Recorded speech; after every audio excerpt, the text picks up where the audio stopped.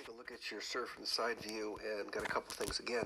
Little things that I think can make a substantial difference when all combined together. So setup looks really good. Everything's great here. Let's go ahead and play it through. Come to the back foot to toss. Looks really good here. Up we go. This looks very, very good here. Coming in. And now let's get into your trophy position here, and let's take a look at this. And again, this is where we can kind of see some of the things we talked about from the back view as well. That your shoulder angle's here, and your elbow's a little bit high. Not terrible, but I think if you get it a little bit more in alignment, I think you can pick up some more range of motion for sure. And again, from this angle we can't see it, but your racket wants to get behind your head early. Love to keep it over here on the right side of your body, a little more towards the camera, so you can pick up more range of motion as well. So when you decide to make your move to the ball here, let's take a look at this move.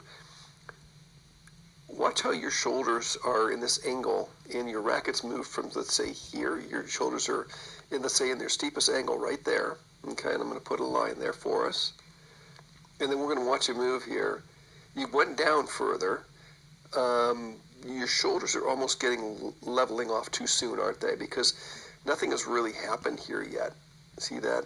Your shoulders are still in the angle.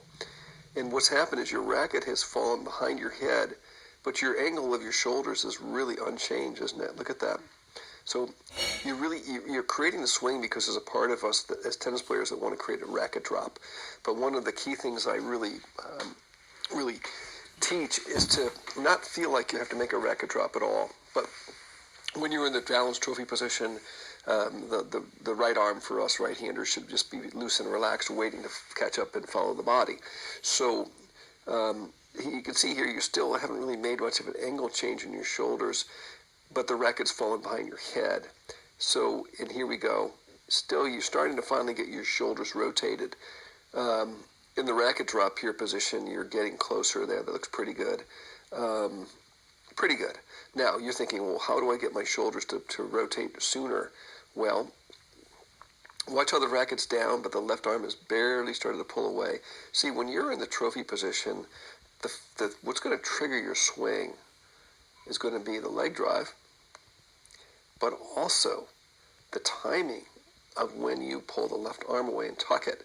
And one of the key things I look for, and this is so prevalent amongst professional players, is that when they get the lowest point in the racket drop, it's amazing.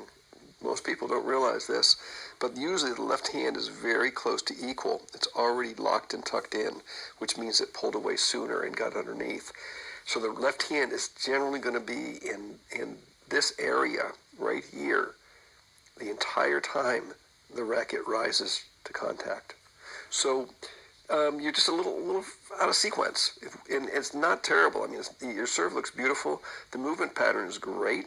It's just tidying up a couple things here. So at this stage right here, I would love to see the left hand lower. It's like a pulley. It's gonna pull your shoulders around and get your shoulders higher. And again, we're talking about a few little degrees here. It's not significant, but if we combine the elbow position, and we combine that with the racket position and the arm position in the trophy, as was explained and presented in the previous video, and then the timing of the left hand and the drive of the legs, if you can put those three together, I think you're going to pick up some percentages that are significant on your serve. So that's what I want you to try to work on here. And again, I'm going to show you a side-by-side that's going to give you a good example of what this sequencing would be ideally. Let me know if you have any questions, and I'm going to produce